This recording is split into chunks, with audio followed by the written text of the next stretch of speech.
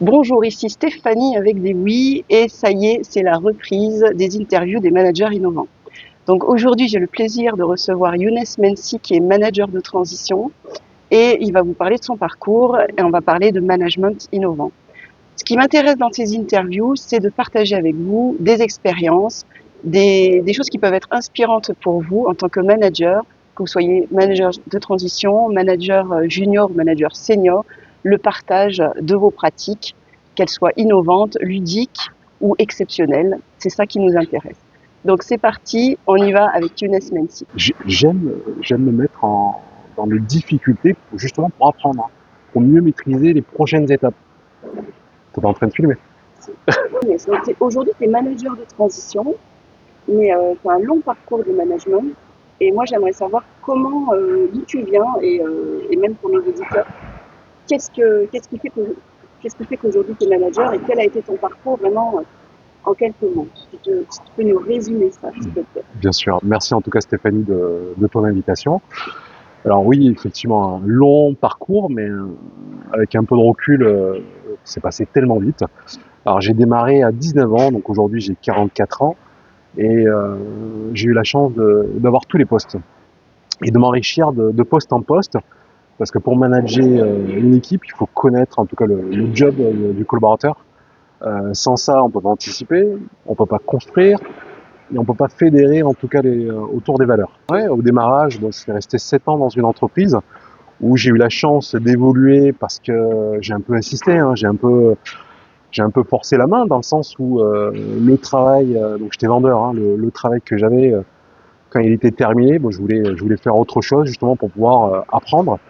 Et donc j'ai été constamment dans l'apprentissage jusqu'au moment où les résultats ont commencé à payer, notamment dans la vente où on a commencé à faire des challenges nationaux. Où je suis arrivé premier vendeur de société sur les 4 premiers mois. Ça m'a permis de basculer en tant qu'animateur des ventes. D'animateur des ventes, ça consistait un petit peu à faire le lien entre les promos, les équipes et la mise en place des produits en avant. Fort de cette entente avec les équipes, je suis passé responsable de rayon. De responsable de rayon, je suis passé responsable de 2 rayons. Étape par étape, j'ai emmagasiné en tout cas les connaissances pour pouvoir prétendre à un poste supérieur tout en accompagnant l'équipe qui était, on va dire, en dessous de moi. Mais si j'en suis là aujourd'hui, c'est parce que j'ai vécu différentes situations. Et si ces différentes situations, j'ai réussi à... Oui, parce que pour moi, je pense que je les ai réussis, c'est grâce aux collaborateurs. Parce que sans les collaborateurs, j'en serais pas là aujourd'hui. Donc je les remercie beaucoup. J'en ai encore quelques-uns que je côtoie et on se rappelle des bons moments. Parce que une petite anecdote, alors à l'époque c'était pas forcément réglementaire, mais j'arrivais j'arrivais à faire venir l'équipe le dimanche, justement pour préparer les catalogues, parce que le démarrage d'un catalogue se faisait le lundi matin. Bon, par la suite, l'entreprise elle a compris que c'était pas forcément le bon jour, mais moi, ce que je voulais, c'est que le lundi matin, on arrive sans stress, et que les équipes soient détendues et qu'on puisse démarrer la journée déjà avec les produits. Donc, pour pouvoir le faire, j'arrivais en payant un McDo et en les sollicitant et en étant bienveillant avec eux de façon naturelle. C'était de les faire venir le dimanche après-midi, justement, pour caler ces fameuses promos et démarrer fort, parce qu'on avait quand même un challenge auprès des autres magasins. L'accompagnement des équipes, elle se fait pas seule. Elle se fait aussi avec tous les managers transverses, hein, parce que chaque département est lié à notre département. Donc il faut qu'il y ait une entente cordiale entre les différents services avec un objectif commun, sinon autrement ça ne peut pas marcher. Donc Alors, au-delà, oui, je me oui, permets, parce que là, on est beaucoup sur le management classique, ouais. traditionnel. C'est les grandes idées, je dirais, de base, les fondamentaux du manager. Et moi, aujourd'hui, vraiment, j'ai envie d'aller creuser justement la partie innovante de ce que tu as pu proposer dans tes expériences. Elles ont été multiples, tu as été dans différentes structures. Et ce qui m'intéresse, c'est comment tu as réussi parfois à relever des challenges de manière innovante pour motiver ton équipe, ou pour te faire accepter dans une équipe, ou pour relever, solutionner une difficulté. Euh, voilà, est-ce que tu peux nous parler d'une expérience comme ça où tu as dû être innovant, créatif, inventif? Donc très tôt j'ai compris qu'il fallait avoir une équipe formée. Voilà. Donc c'était de prendre du temps, alors perdre ou en gagner, mais en tout cas il fallait prendre du temps au démarrage, mais sur un management individuel. Donc c'est consacrer du temps collaborateur par collaborateur justement pour pouvoir leur donner le savoir et les organiser. Parce que ce qui est important dans la façon de travailler, c'est de leur donner les moyens. Voilà, c'est de pouvoir anticiper. Moi, je le disais toujours, travailler dans la douleur, c'est pas travailler. Donc, pour éviter de se faire mal, pour que ça soit agréable pour le collaborateur, c'est de mâcher le travail en amont. Donc, c'est de préparer l'opération, c'est de préparer un arrivage, c'est de préparer, par exemple, un arrivage.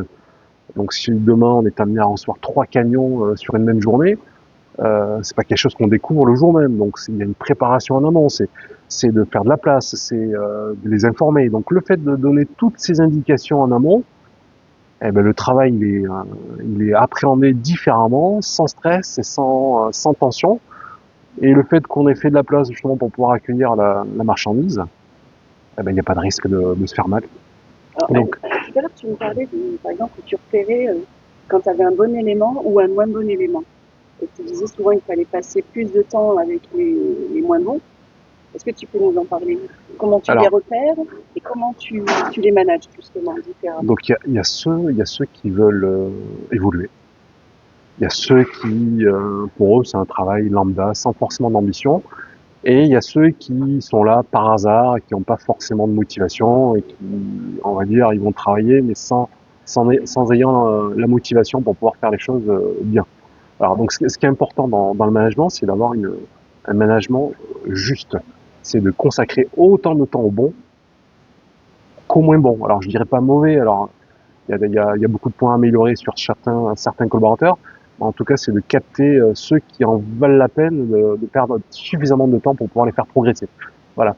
Donc c'est faire la différence entre ceux qui veulent pas progresser, qui sont pas corporate dans leur façon de voir les choses, par rapport à ceux qui sont corporate et de perdre du temps pour en gagner pour demain. Surtout que s'ils ont une envie d'évoluer. Et Voilà. comment tu les distingues? Comment tu les repères? On les distingue à l'arrivée dès le démarrage de la journée. Sur du long terme, parce on va avoir des questions différentes, on va avoir un intéressement qui va être un peu plus important. Le collaborateur qui est curieux, c'est aussi une piste. Le collaborateur qui sait pas faire mais qui veut mieux faire. Donc, en fonction des différents profils de collaborateurs, ça me permet en tout cas d'élever le niveau pour ceux qui sont très bons, pour les amener au-delà, et ceux qui sont en plus en difficulté, bah, c'est de faire le travail avec eux, tout simplement. C'est de programmer dans son agenda une journée, une demi-journée où on l'accompagne, on fait exactement le même travail et améliorer le process pour qu'il ait plus de facilité. Voilà. Donc on va leur opérer sur le travail au quotidien et sur la motivation. La motivation, elle ne vient pas uniquement du manager, hein, c'est vraiment toute une structure, c'est l'entreprise, c'est les valeurs, est-ce qu'ils partagent les mêmes valeurs que l'entreprise en elle-même.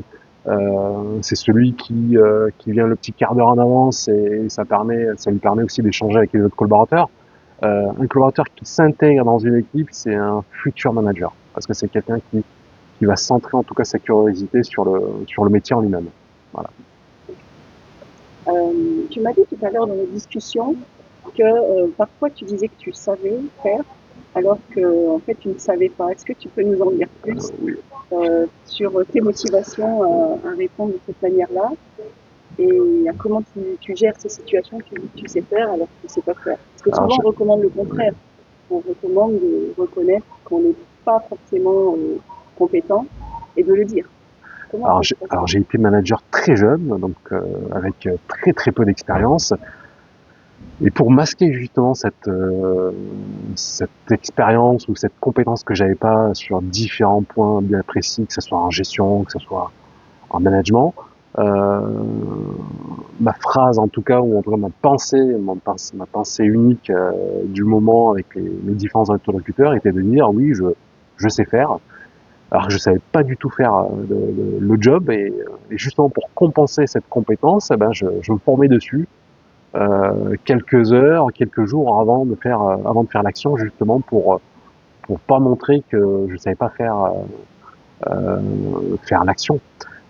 Pourquoi je réagissais comme ça? Parce que j'avais peur de manquer en crédibilité. J'avais peur aussi, parce que j'étais un jeune manager, donc j'avais des équipes beaucoup plus âgées. J'avais un notamment qui avait peut-être 15 ans de plus que moi, donc il fallait pas non plus que je paraisse trop jeune ou inexpérimenté. Donc j'avais besoin de rajouter en tout cas cet élément-là pour être crédible, de pouvoir les rendre, les garder tendus en tout cas sur l'action à venir. Et de mon côté, je redoublais de beaucoup plus d'efforts pour pouvoir faire l'action sans forcément qu'on voit que j'ai jamais fait.